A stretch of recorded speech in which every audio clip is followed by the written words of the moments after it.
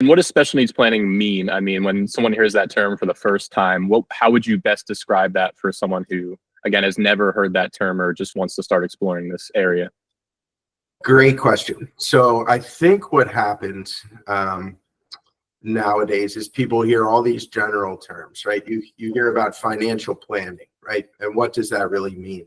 And that can mean something different depending on who you're talking to, right? Somebody's idea of financial planning in their early 20s may be more focused on paying off student loans and starting to save in retirement accounts and maybe saving for a house or even something smaller like a new car, right? And then you talk to somebody in their mid 50s and financial planning would be more retirement focused, right? So you're switching from an accumulation phase to how do I start to draw income from these assets that I've accrued.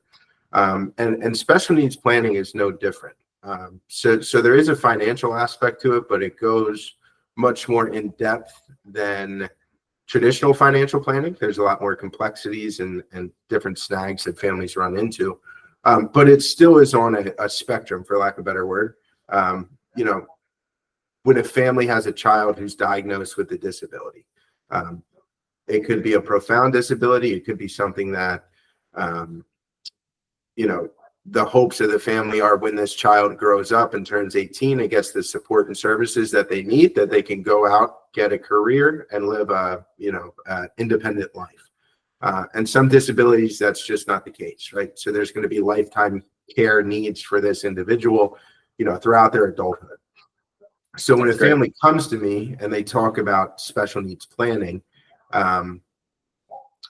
it kind of depends on what age the disabled individual is. There's stuff that you do when they're, early 5, 6, 7 years old, like early intervention, different community resources that are available that we can help connect clients to. But there might not necessarily be a ton of, financial planning per se, what people think of at that point in time. But what we do a good job of is making sure that people know what is available to them, helping connect them with people who can provide resources and opportunities for their child. And we help kind of move people through this cycle, from age diagnosis all the way through retirement.